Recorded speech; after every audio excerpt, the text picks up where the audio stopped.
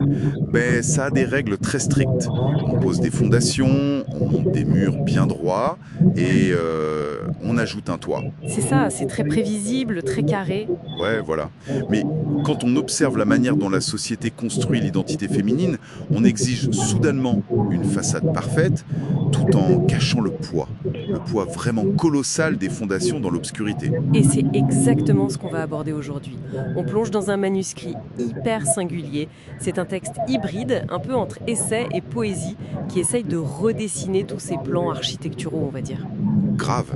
L'objectif de ce deep dive, c'est vraiment de comprendre comment l'identité féminine peut s'affranchir des rôles qu'on lui impose pour devenir le moteur de l'avenir humain. Tout à fait. Et pour comprendre vers quel avenir ce texte nous projette, il faut partir de ce fameux paradoxe dont tu parlais. Le manuscrit s'ouvre sur un constat lucide, le fait que l'histoire a longtemps confiné les femmes dans des contradictions intenables. Ah oui, avec la fameuse phrase de Simone de Beauvoir en toile de fond. C'est ça, on n'en est pas femme, on le devient. C'est fondamental parce que ça rappelle que l'identité, c'est pas une fatalité biologique, c'est vraiment une construction élaborée pour répondre aux attentes du monde. Ok, décortiquons ça. Parce que ces attentes, on les voit à l'œuvre tous les jours. Surtout dans un domaine comme le monde du travail. Ah mais tellement. On demande souvent aux femmes d'être des leaders assertives, mais si elles s'en posent trop, boum, elles sont perçues comme agressives. Et à l'inverse, si elles sont trop collaboratives ou discrètes, on les juge trop faibles pour diriger. Exactement. C'est littéralement comme marcher sur une corde raide en jonglant avec des haltères invisibles, tout en devant sourire pour rassurer tout le monde, quoi. C'est un piège parfait. Ouais, c'est la définition même de la double contrainte. Et face à cette charge mentale écrasante, le texte utilise une expression assez forte. Il décrit la femme comme la, je cite, première maison de l'humanité. Attends, je t'arrête. Première maison.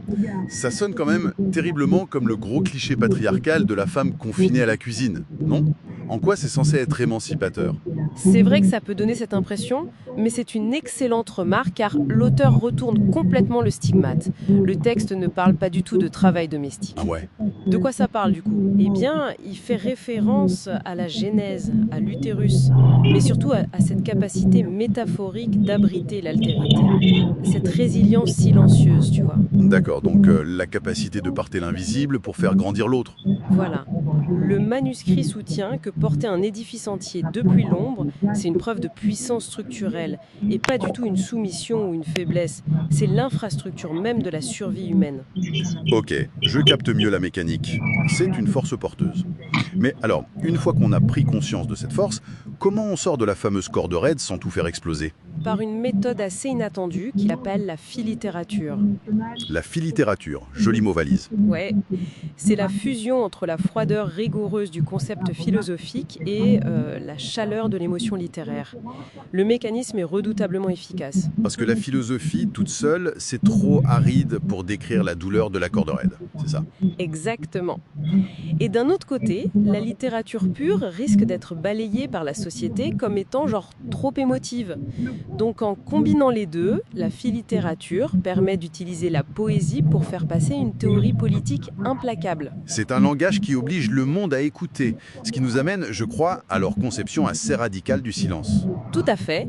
Le texte décrit le silence féminin non pas comme une absence, mais carrément comme une embuscade stratégique. C'est là que ça devient vraiment intéressant. Mais je vais faire l'avocat du diable 2 secondes. Se taire, c'est pas exactement ce que les systèmes oppressifs espèrent. C'est capituler en fin de compte. Pas si ce silence est intentionnel. Pense au cheval de Troie. Le cheval de Troie, genre le mythe. Oui, de l'extérieur, ça ressemble à un objet inoffensif, à de la conformité pure et simple. L'adversaire pense avoir gagné. Mais à l'intérieur, c'est une révolution qui attend son heure. Ce silence n'est pas un bâillon qu'on subit. Ah, je vois l'idée. C'est un refus de jouer le jeu d'une communication dictée par les autres. C'est comme une batterie qui se recharge dans l'ombre, plutôt qu'un micro qu'on aurait débranché. C'est une super métaphore, et c'est d'autant plus pertinent à notre époque. Le manuscrit s'attarde beaucoup sur notre ère numérique. Ah oui, les réseaux, le règne de l'immédiateté. Ouais, aujourd'hui tout le monde communique par réactions instantanées, des gifs, des clashs formatés en 280 caractères. C'est une injonction permanente à performer son identité en public, quoi. Et c'est pour ça que l'espace numérique est le nouveau grand laboratoire du regard social. Ce système teste notre docilité en temps réel. Il exige une réaction prévisible. Donc si tu opposes à cette frénésie un silence stratégique, refuses de te justifier ou de réagir avec l'émotion qu'on attend de toi, tu bloques l'engrenage. Exactement.